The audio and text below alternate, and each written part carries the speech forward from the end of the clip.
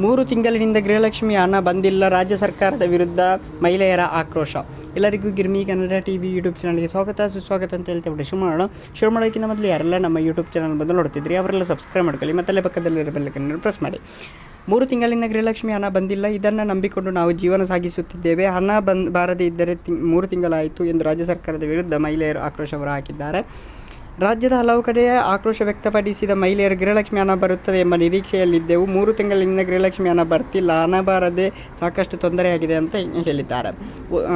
ಇದೀಗ 1.80 ಲಕ್ಷ ಮಂದಿ ಆದಾಯ ತೆರಿಗೆ ಪಾವತಿದಾರರಂತೆ.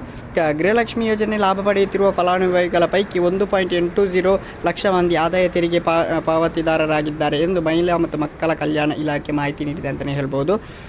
ಗೃಹಲಕ್ಷ್ಮಿ ಹಣ ಬಾರದೇ ಇದ್ದರೆ ಈ ಕೆಲಸ ಮಾಡಿ, ನಾನು ಕೊಡುವಂಥ ಕೆಲವು ಸಲಹೆಗಳು ಇದು. ಮೊದಲನೇದು ಬಂದುಬಿಟ್ಟು, ಯೋಜನೆಗೆ ನೋಂದಣಿ ಮಾಡಿಕೊಂಡಿರುವ ಮಹಿಳೆಯರು ತಪ್ಪದೆ ತಮ್ಮ ಖಾತೆಯನ್ನು EKYC ಮಾಡಿಸಬೇಕು. ಗೃಹಲಕ್ಷ್ಮಿ ಯೋಜನೆಯ ಹಣವನ್ನು ಪಡೆಯಬೇಕಾದರೆ ರೇಷನ್ ಕಾರ್ಡ್ನಲ್ಲಿ ಇರುವ ಪ್ರತಿಯೊಬ್ಬ ಸದಸ್ಯರು ಕೂಡ EKYC ಮಾಡಿಸಬೇಕು. ಗೃಹಲಕ್ಷ್ಮಿ ಯೋಜನೆ ಅಡಿ ಖಾತೆಗೆ ಹಣ ಬಾರದೇ ಇರುವವರು ಮುಖ್ಯವಾಗಿ ರೇಷನ್ ಕಾರ್ಡ್ ಜೊತೆಗೆ ಆಧಾರ್ ಕಾರ್ಡ್ ಲಿಂಕ್ ಮಾಡುವುದು ಕಡ್ಡಾಯ. ಒಂದು ವೇಳೆ ಇದನ್ನು ಮಾಡದಿದ್ದರೆ ಗೃಹಲಕ್ಷ್ಮಿ ಖಾತೆ ಹಣ ಬರಲ್ಲ. ಹೀಗಾಗಿ ಕೂಡಲೇ ರೇಷನ್ ಕಾರ್ಡ್ಗೆ ಆಧಾರ್ ಲಿಂಕ್ ಮಾಡಿಸಿಕೊಳ್ಳಿ. ಮೂರನೇದು ಬಂದುಬಿಟ್ಟು, ಗೃಹಲಕ್ಷ್ಮಿ ಯೋಜನೆ ಅಡಿ ನೋಂದಣಿ ಮಾಡಿಕೊಂಡ ಹಣ ಬಾರದ ಫಲಾನುಭವಿಗಳಿಗೆ ಕೂಡಲೇ ಅರ್ಜಿಯೊಂದಿಗೆ EKYC ಸಂಬಂಧಿಸಿದ ಸಮಸ್ಯೆ ಬ್ಯಾಂಕ್ಗಳಲ್ಲಿ ಪರಿಹರಿಸಿಕೊಳ್ಳಬೇಕು. ಓಕೆ ಗೈಸ್, ಮುಂದೆ ಸಿಗೋಣ. Thank you, by.